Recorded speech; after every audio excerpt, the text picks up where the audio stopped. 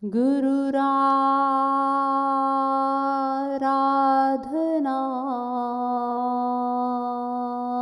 Dishcha Guru Paramadaivatam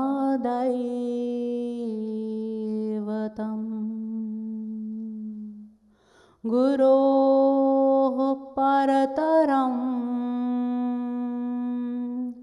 Nasti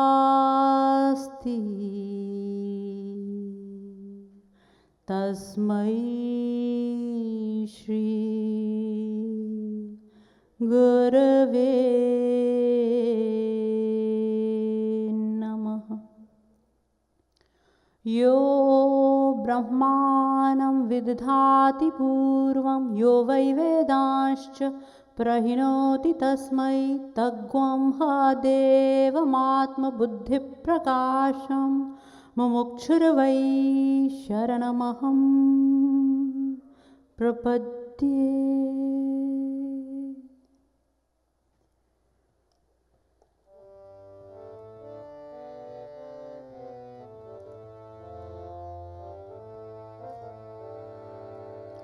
Radhe Radhe Govind Govind Radhe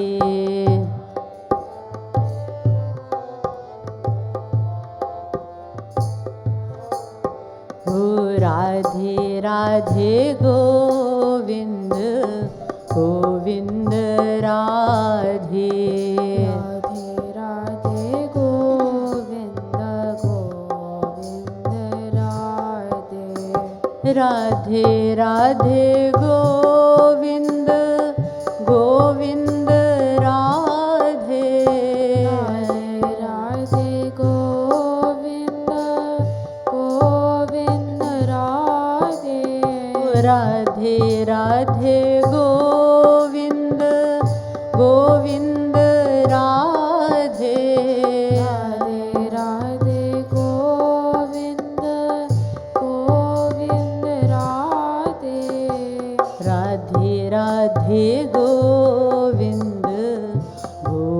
Govind Radhe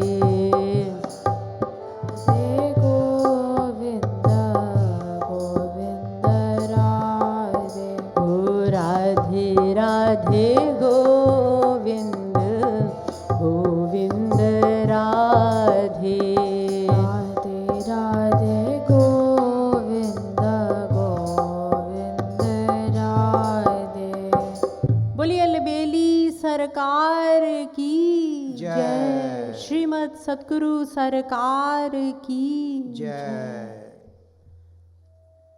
I have disclosed to you so far that every living being in the universe is a fraction of God. And God is the embodiment of unlimited, everlasting, and ever increasing bliss. Thus, every living being, in fact, is a fraction of bliss.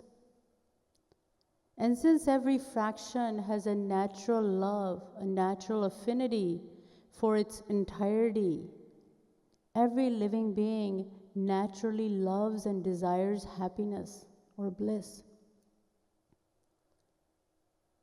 Moreover, since every living being is eternal and unable to remain inactive for even a fraction of a moment, he has been striving to attain happiness since time immemorial. And yet, curiously enough, in spite of our incessant search for happiness since beginningless time, we have been unable to taste even a drop of it. Inquiring into the reason for this, we went into the Vedas, and they told us that happiness can be attained only upon knowing God.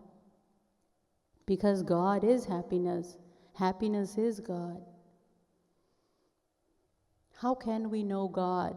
And if we cannot know Him, how will we ever attain our ultimate goal of supreme happiness, unlimited and everlasting happiness? So the Vedas tell us, Vedahametam purukham mahant maditya varanam tamasah parastat. Purush Sukt. Meaning, the Vedas say, well, you know God, whom I just told you about, who is beyond Maya and who is inconceivable, unapproachable, and ineffable. Well, countless people have known and attained Him. You may say, what? But you were just saying that He cannot be known, and you also proved it through a number of logical explanations. How will you now prove that it is possible to know and attain Him? The Vedas say, well, if it were impossible to know Him, then why would we say, Tamev viditvati mrityumeti nanyaha pantha vidyate yanai? Shvetashvataropanishad 3:8.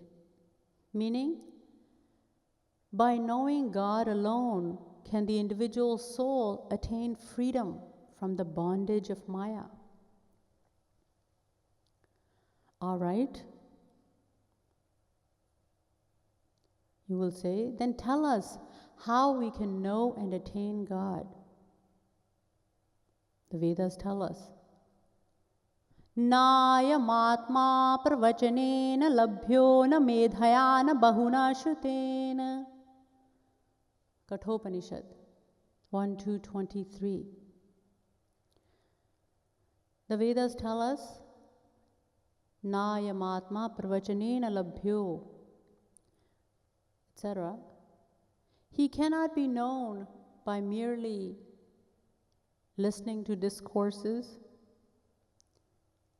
nor can you know Him by reading the scriptures, nor can you know Him by hearing about Him.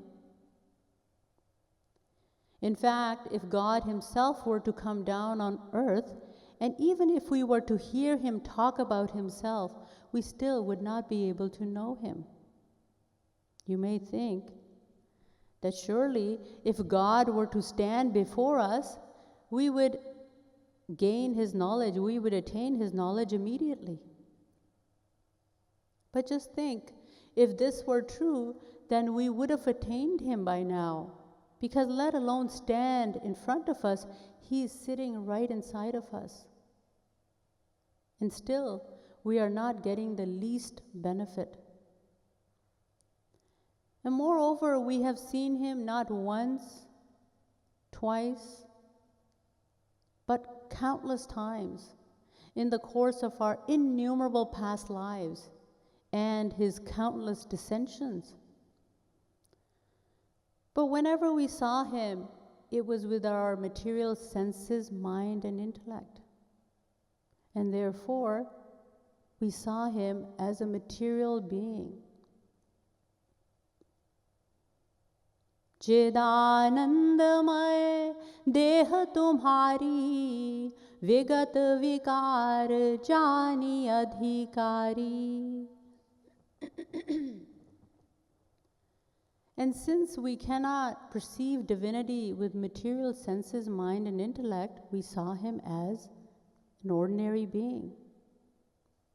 This is why Lord Krishna says in the Gita, Avajananti mamudha manushim tanumashritam paramabhavamajananto mama bhuta maheshwaram. 9:11. He says, Arjun, unaware of my divine nature, the ignorant living beings under the control of Maya mistake me for an ordinary man. And If you think you can know Him, if we think that we can also know Him through the performance of rites and rituals or other means, then again, we should hear what the Gita has to say. Naham vedairna tapasa na danena na chejjaya shakya evam vidho drashtum drishtvanasi mam yatha. Lord Krishna says, 11:53, the Gita states, no amount of austerity, penance, or rites and rituals can help one attain Him. Then how can we know Him? Then how can He be attained? The Vedas give us the answer in the second line of the same verse. Yame vaisha vrinute tena labhyastasyaisha atma vivrinute tanugvam swam. Kathopanishad 1:2:23. Meaning that it is only the recipient, it is only the most fortunate soul who is blessed with God's grace, who can see Him, know Him, attain Him, and become eternally gratified. Dhatuh prasada deva prasadacha, state the Vedas. Only through His prasad, meaning grace, can you attain Him. In the Gita, Arjun is asked by Lord Krishna. Lord Krishna asks Arjun, what is your aim in life? Arjun answers, the attainment of divine bliss and divine abode. Lord Krishna says, Arjun, you're aiming at the right thing, but do you know how you can fulfill your aim? Yes, my Lord. In fact, he said, no, my Lord. Then listen, said Lord Krishna. Tat prasadat param shantim sthanam prapsyasi shashvatam. 1862. Arjun, only through His grace can you attain divine bliss. Who is He, my Lord? Asked Arjun. Arjun, he refers to God. Only through God's grace can you attain divine bliss and divine love. Arjun said, my Lord, Arjun is clever. He said, my Lord, I do not know God. I only know you. Tell me something I can understand. Then Lord Krishna was forced to admit, Mat prasadadavapnoti shashvatam padamavyayam. 1856, Gita. Arjun, you see, I am He through whose grace you will attain your ultimate goal. You will cross all difficulties by my grace. So later on, at the close of the Gita, after Arjun had been blessed with God's grace, with divine grace, Lord Krishna asked him, he said, Arjun, has your ignorance been removed? Have you attained true knowledge? To this Arjun replied, yes, my Lord. Nashto moha smritir labdha tvat prasadan mayachyuta. 1873. My ignorance has been destroyed and I have gained true knowledge, my Lord. Then tell the world how your ignorance was removed, Arjun, said Lord Krishna, so that people may know and follow the same path. Arjun replied, Tvat prasadat. My Lord, this has been possible only through your grace, not through the lecture that Lord Krishna gave in the 18 chapters of the Gita, such a long lecture. We have also heard such lectures innumerable times. I don't mean to discourage you from not coming to these discourses. But Lord Krishna explains that in the Gita it is being explained that we have also heard such lectures innumerable times, but did not derive any benefit from hearing them. And yet there are people in the world who think that they can reach God by merely reading the scriptures. They will often recite from the Gita itself, Sarva Dharman Parityajya Mam Ekam Sharanam Braj, etc. But the saints, the God-realized saints and the scriptures say, what will you get by merely reading the scriptures? You will be worse off than the person who has never opened the scripture. Why? Because such an individual will at least be humble and admit his ignorance. Whereas one who has read the scriptures will naturally be proud of his so-called knowledge. He will not be able to shed tears before God and admit his ignorance. As the scriptures, even in the Western scriptures, it is written, God resisteth the proud, but giveth unto the humble. Submit therefore to God. Humble yourselves under the mighty hands of God, so that he may exalt you in due time. This is why Arjun said, Nashto moha smritir labdha tvat prasadan mayachyut. My Lord, this has been possible only through your grace. You may have read the Ramayana. Tulsidas ji writes,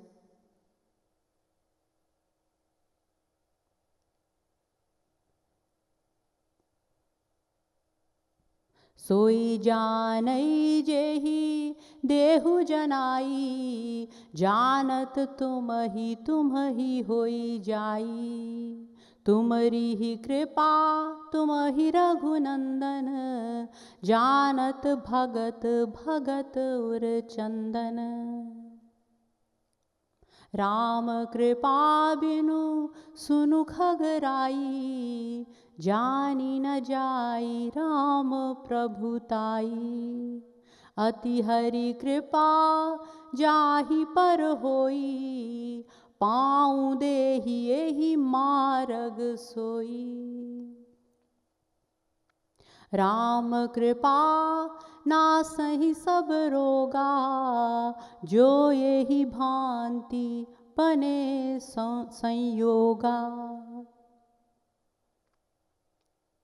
How beautifully Tulsidas ji has expressed the need for God's grace. In other words, it is only the recipient of God's utmost grace, kripa, who even treads the path of realization.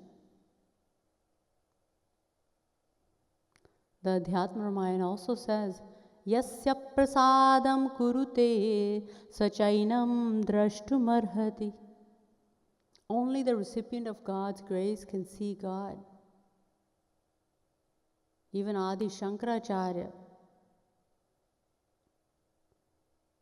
the leader of the impersonalists, the leader of the non-dualist Advaitvad, says, Dhanyoham krita krityoham vimuktoham bhavagrahat purnoham tvadanugrahat nityananda swarupoham purnoham tvadanugrahat.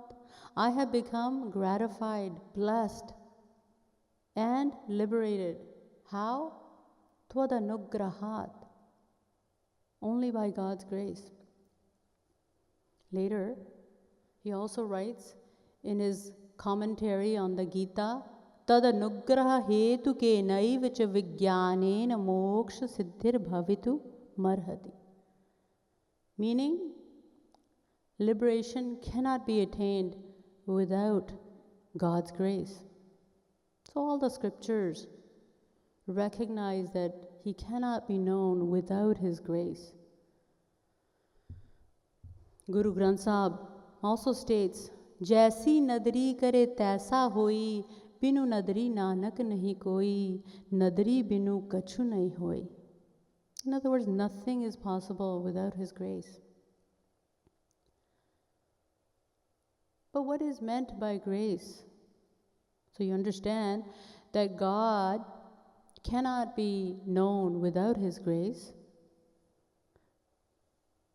But what is the significance of God's grace? What is meant by God's grace? I've already explained, you've already learned and heard that God is divine and our senses, mind, and intellect are material. Therefore, God is beyond our comprehension. He can be known, He will be known only when our senses, mind, and intellect become divine. And this is where divine grace comes in. It is only through God's grace, His divine grace, that our material senses, mind, and intellect will be transformed into divine senses, mind, and intellect. For example, in the Gita, when Arjuna confessed to Lord Krishna at one point that he was unable to see Him as the Supreme Lord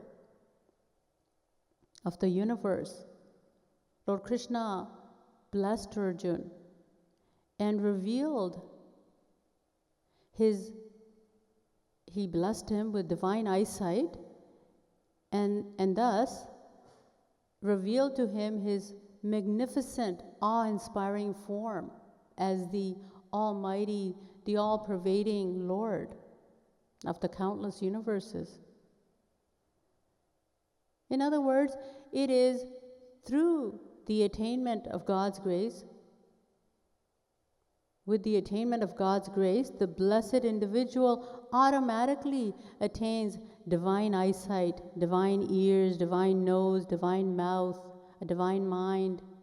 In other words, divine senses, through which he is able to perceive and experience God through all his senses. This is the significance of God's grace.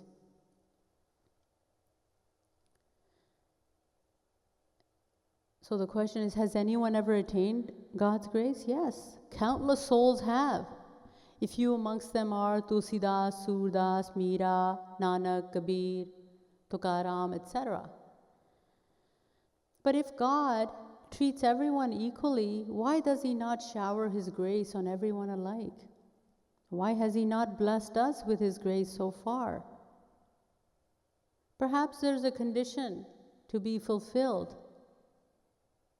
Saints like Meera, Tulsi, etc. must have fulfilled that condition and consequently becoming eligible to receive His grace.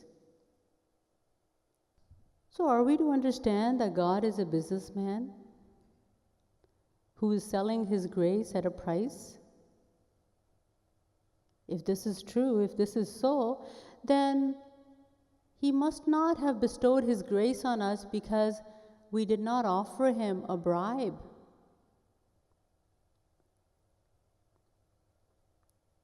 Makes sense. So if God is selling His grace, if He is a businessman, then why is He called causelessly merciful? On the other hand, if God truly is merciful, without a reason, without a cause, then why has He not blessed us with His grace so far? So these are the questions. In answer to these questions, God says, He's all-knowing, He's omniscient, He's all-powerful. He has answers to all our questions.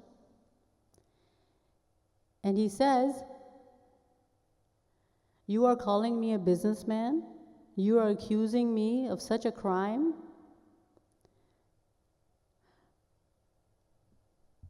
Do you know what I demand from you in return for my divine grace? Do you know what I take from you in return for what I give you, such as divine eyes, divine, as I was saying, divine eyesight, divine mind, divine intellect, and above all, unlimited divine bliss? He says, why don't you give me a fair trial and first find out what I give you and what I take from you, what I take from you and what I give you in return. Makes sense? So in Rig Ved, God says, To dasev sharana amahasya. I will bless you with grace only after you surrender yourself to me. The moment you make a complete self-surrender unto me, I will take you across the ocean of Maya and fill you with supreme happiness, supreme bliss. So if you want to attain divine properties, such as my unlimited divine bliss, my divine abode, then surrender to me. And not only in the Vedas, he tells us the same in the Bhagavad as well. We read in the Bhagavad, Mam ekamev sharana matmanam sarvadehina yahi sarvatma bhavena yayasya hyakuto bhayah. 11th canto, 12th chapter, 15th verse. Lord Krishna says, all living beings must surrender completely unto me. I am the sole shelter for all. Surrendering to me, you will become fearless, etc., etc.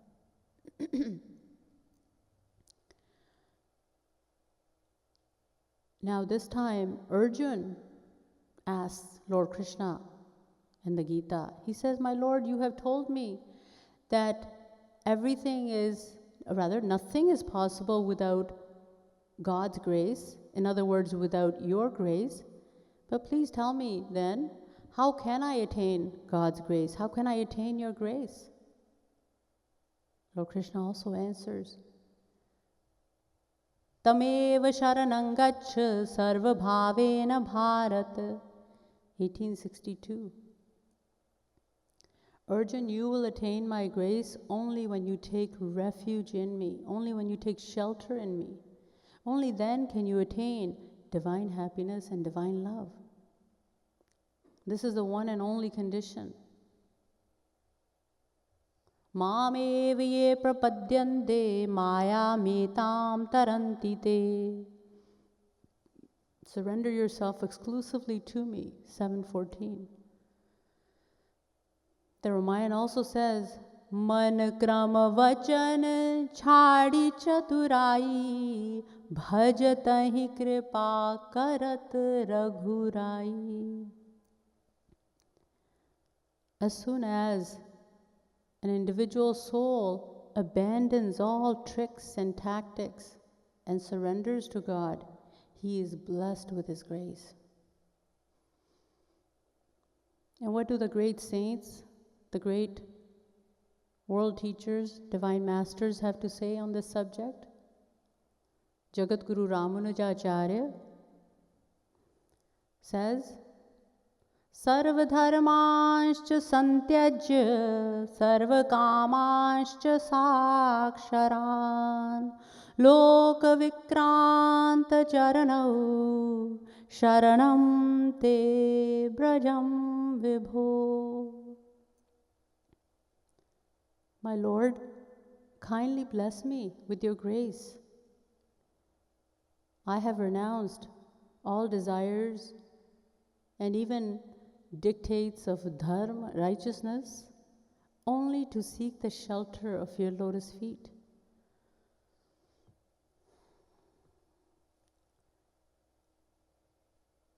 Yamunacharya ji expresses a similar sentiment in his scripture Alvandar. He says, न धर्मनिष्ठोऽस्मि न चात्मवेदी न भक्तिमास्त्वच्चरणारविन्दे अकिञ्चनो नन्यगतिः शरण्यं त्वत्पादमूलं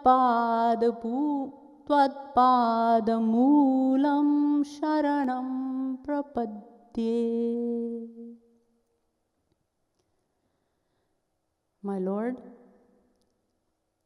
I am neither virtuous nor intellectual, nor do I possess devotion in my heart. All my hope lies in your lotus feet,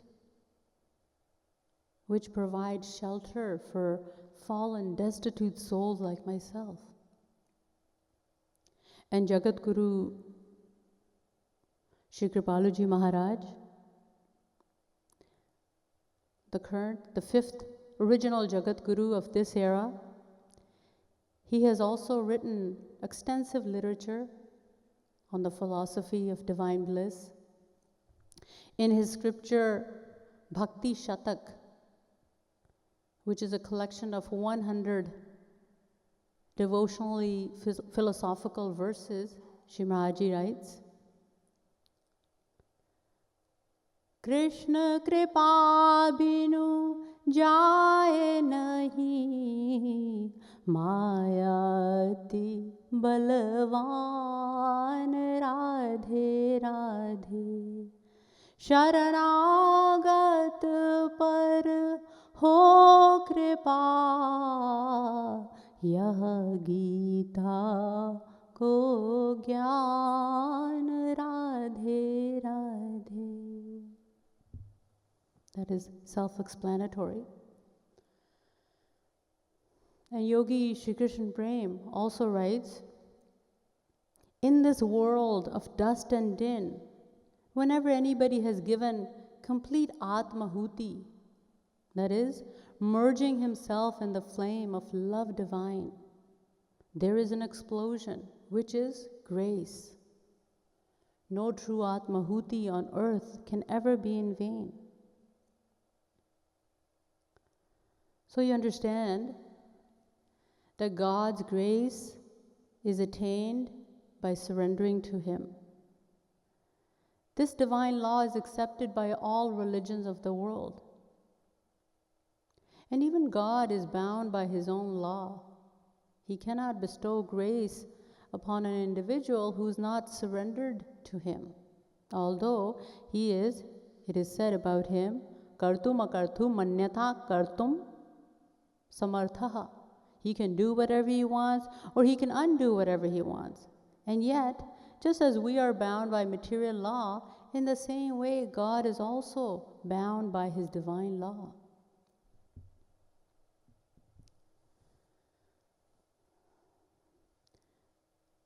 Now the question remains, all right, what is the true meaning of surrender? What is meant by surrendering ourselves to God or self-surrender? Such big words. This will be disclosed only through the help of, mostly with the help of the Gita. So let us go into the Srimad Bhagavad Gita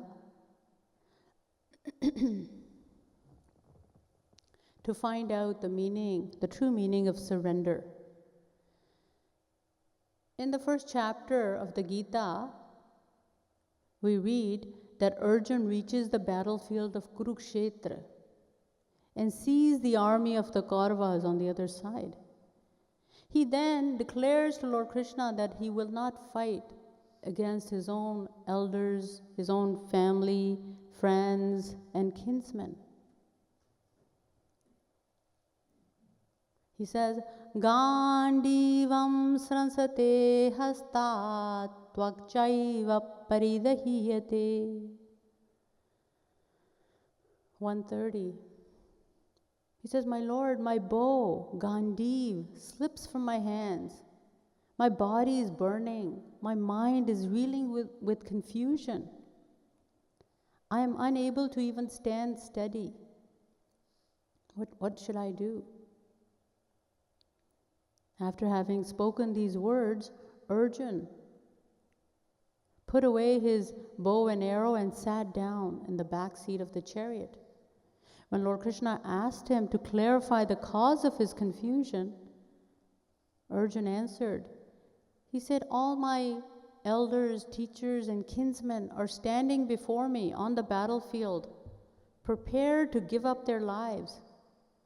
But I do not see how any good can come out of killing my own elders and teachers. I have no desire for a kingdom, wealth, or even life itself. If all those whom I may desire them for, if all those whom I may share this wealth or this kingdom with are killed in the battle,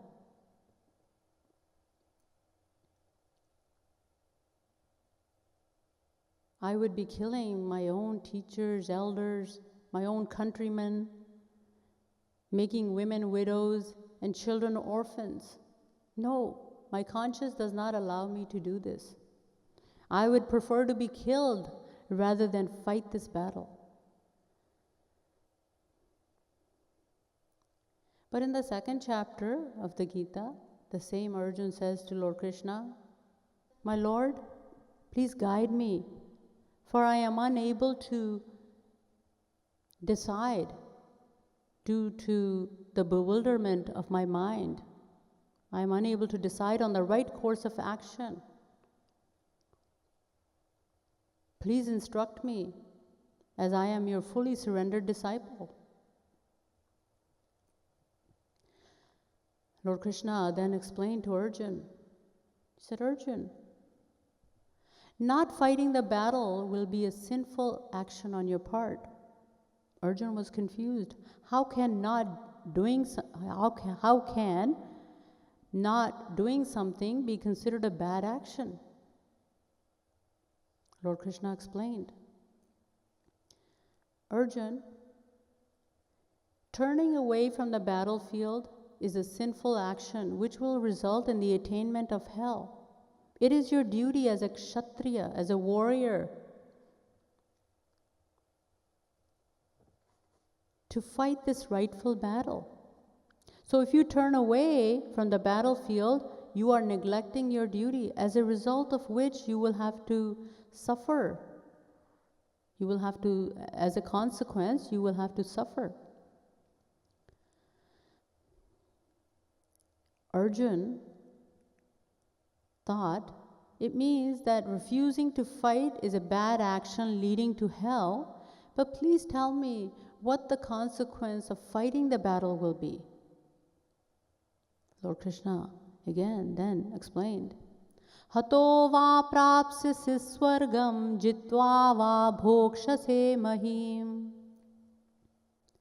237. Arjun, if you are slain in the battle, if you are killed in the battle, you will go to Swarg Lok as a result of having performed your duty.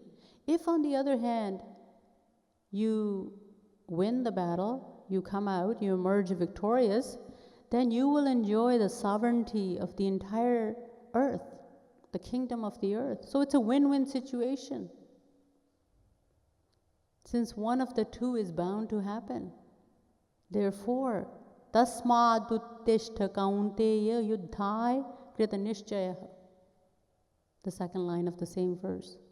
Lord Krishna says, "Arise, O mighty Arjun, and make a decision, reach a decision upon battle." But Arjun was very clever. He was farsighted. He said, "Granted that I will surely be favored with either heavenly pleasures or earthly pleasures, but please tell me one more thing. Is there peace and happiness in Swarg Lok? Will I find what I'm looking for in Swarg Lok?" Lord Krishna noticed that Arjun is seeking for something much higher than Swarg. He said, "Arjun, the pleasures of the Swarg Lok are only of those of this earth, but just perfected and heightened. But they're also temporary and limited. True happiness cannot be found even in Swarglok. You see, to give you an example, what does this mean? So Lord Krishna said that the pleasures of Swarglok are only those of this earth, just heightened and perfected. For example, if in the world if you all of a sudden have a desire to eat a rasgulla, first of all, you will need some funds. You must have some money. And secondly, you will have to make the effort to go to the store and purchase the rasgulla. And thirdly, you have to make the effort to put it in your mouth and to taste it, to taste the sweetness of the rasgulla. But in Swarglok, you merely have to make that desire in your mind, and you are already relishing the taste, the pleasure of eating a rasgulla. So they are heightened and perfected, but they're also temporary and limited, because once all the fruits of our virtuous actions are finished in Swarglok, we can no longer stay in Swarglok. We're forced out of there. Where do we go then? Hina taram va vishanti, to lower forms of life on this earth, states the Bhagavad. So, true happiness cannot be found even in Swarglok. It means then, thought Arjun, that even Swarglok should be avoided. And I do not need to ask you about the pleasures of this world, because I've experienced them all during my kingship, and know for a fact that there's not even a trace of happiness on earth. This is why I am in this dilemma to begin with. I'm in this situation. It means that I'm trapped on both sides. If I fight the battle, I'm doing a good deed, I'm performing my duty, as a result of which I face the bondage of either heaven or earth. If I refuse to fight, I am neglecting my duty, as a result of which I face the bondage of hell. So seeing that I face bondage either way, tell me, what should I do that will release me from the bondage of hell, earth, and heaven? The three lokas, Narak, Mrityulok, and Swarglok. Lord Krishna said to Arjun, Arjun, do not perform the action of fighting the battle, and do not perform the action of not fighting the battle, and at the same time, fight the battle. Arjun said, my Lord, what kind of a riddle is this? I'm not good in solving riddles. Lord Krishna said, Arjun, the individual who succeeds in solving this riddle attains liberation from both virtuous and sinful actions.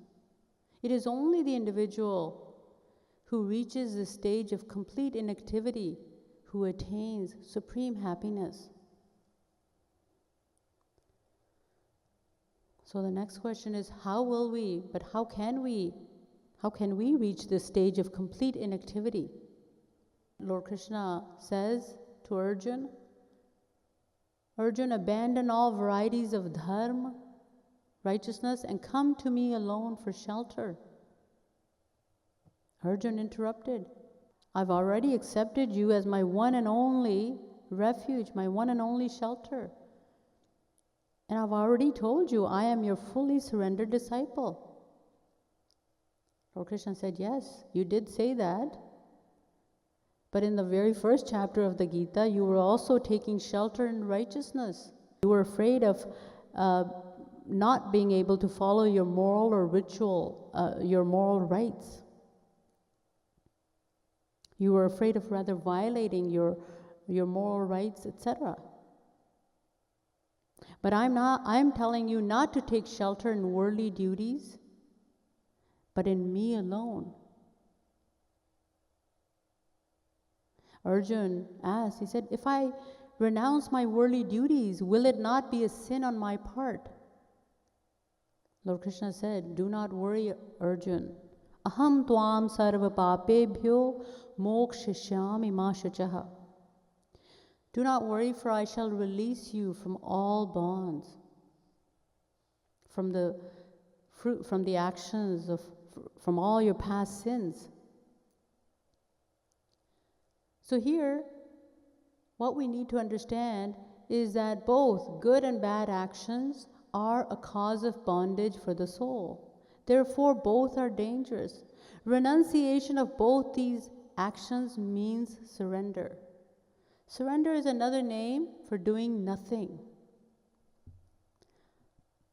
So surrender is another name for complete inactivity.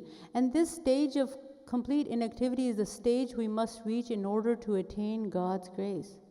In other words, the grace of God is based on the fulfillment, based on the condition of complete inactivity. So now, we cannot accuse God of not being merciful. We cannot accuse him of falsely advertising himself as the all-merciful, as the causelessly merciful Father. No, because we now understand that all we have to do in order to attain God's grace is to do nothing. Because surrender means to do nothing, in fact. And doing nothing cannot be called a condition. So you see, God is so clever.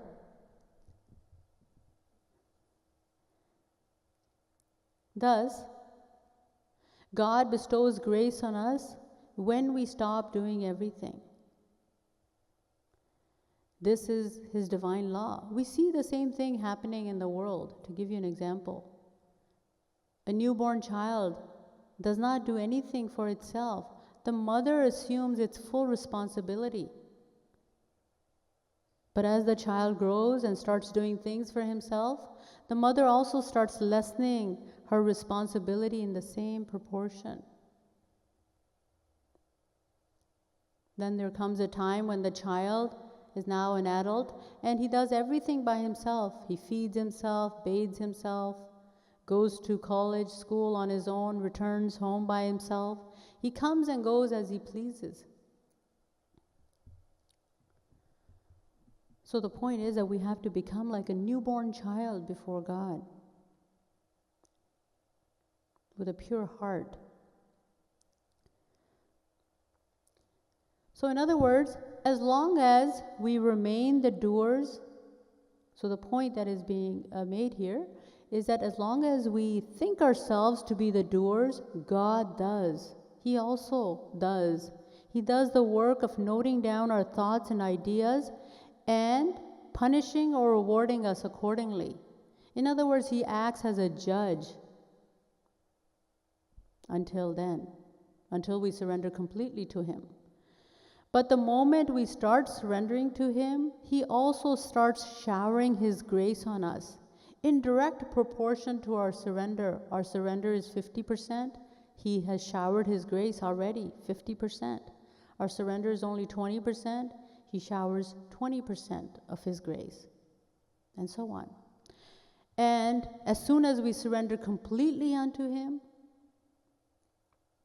as soon as our surrender is complete, he immediately assumes our full responsibility. Tesham nityabhiyuktanam yogakshemam vahamyaham, 922. There's a beautiful example given in the Bhagavad. The Bhagavad says, a bird is followed by other birds as long as it holds, as long as it carries a piece of flesh in its beak. Once it lets go of the flesh, of this piece of flesh, it is no longer followed. In exactly the same way, as long as the individual soul hangs on to this material world, in other words, he does not seek shelter in the lotus feet of God, he is subject to grief, fear, anger, greed, pride, hatred, lust, and other diseases of the mind, stemming from the cause of which is, of all these, stemming from family, friends, wealth, property, etc. But as soon as we surrender to him, Chipram bhavati dharmatma shashvat shantim nigacchati. The Gita states, 931, we immediately attain our eternal goal of supreme happiness. So this is the wonderful consequence and the importance of surrendering to God. I will take 5 more minutes of your time. And one other thing we need to understand on the subject of self-surrender, one very important point, and that is, what is it that we have to surrender to God?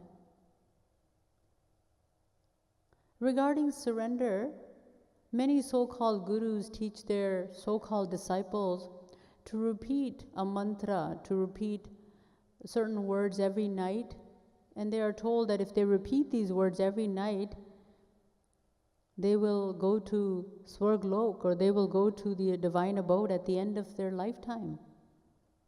Mantras such as Shri Krishna Sharanam Mama, Ram Arpanamastu, Krishna Arpanamastu. Nothing wrong with the mantra, it just means God is my sole refuge. I surrender myself to Shri Ram, I surrender myself to Shri Krishna. But we have to understand that this is only verbal surrender. Just by repeating these mantras does not mean that we are surrendered. It is like that, like the case of a man, to give you an example, who drinks every night but prays for forgiveness every morning. शाम को खूब C P, सुबह को तौबा कर ली, रिंद के रिंद रहे, हाथ से जन्नत ना गई. As the saying goes, he thinks this way, he thinks that he will not have to, not only does he not have to give up his drinking, but he also will not have to incur sin for committing this offense, because he's praying every morning for forgiveness. But let us understand once and for all that mere verbal, ceremonial, or physical surrender will not do. As the Western scriptures say, the kingdom of God is not in words. All right, you may say, if surrender does not mean physical, verbal, or ceremonial surrender, then what is the true meaning of surrender from a practical point of view? As we discuss, surrender signifies complete inactivity, and we can reach the stage of total inactivity once we stop doing everything. So now, the question is, who does everything? Who is responsible for all our actions? Who is the performer of all our actions? Is it our hands? Is it our feet? Is it our mouth? Is it our body? No. Maneva manushyanam karanam bandhamokshayoh. Panchadashi. Chetah khalvasya bandhai muktaye chatmano matam. Bhagavad 3:25-15. And the first verse is in many scriptures, in the Upanishads as well, and it means that the mind alone is the performer of our actions. It is the cause of bondage as well as liberation. Jagat Guru Shri Kripaluji Maharaj also writes in Bhakti Shatak, Bandhan aur moksha ka karan man hi bakhan Radhe Radhe.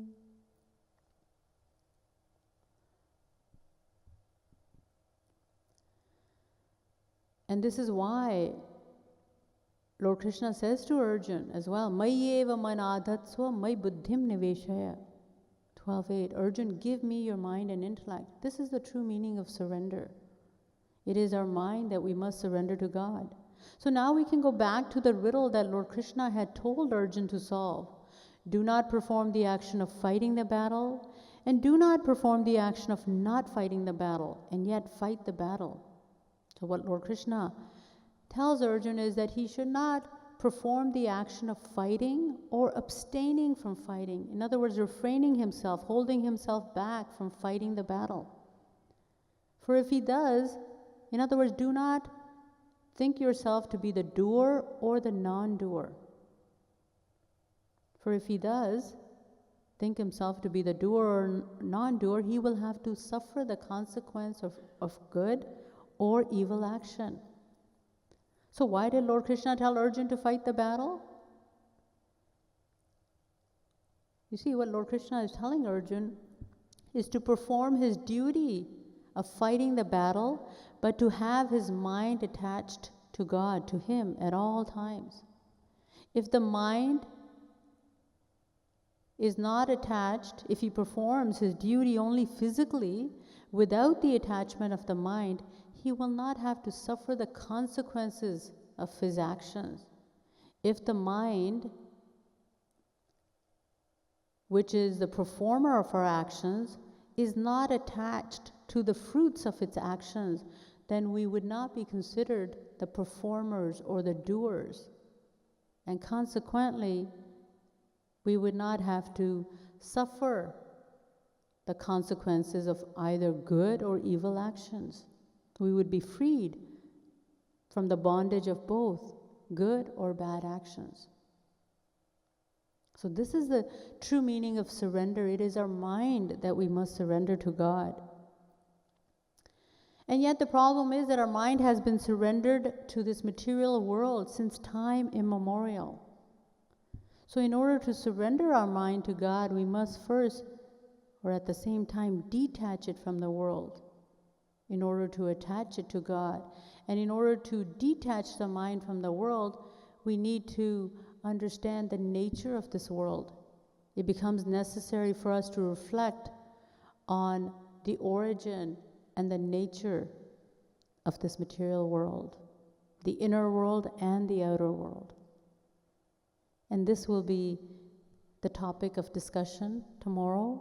Thank you very much for listening patiently with these words. Bole Vrindavan Bihari Lal ki jai.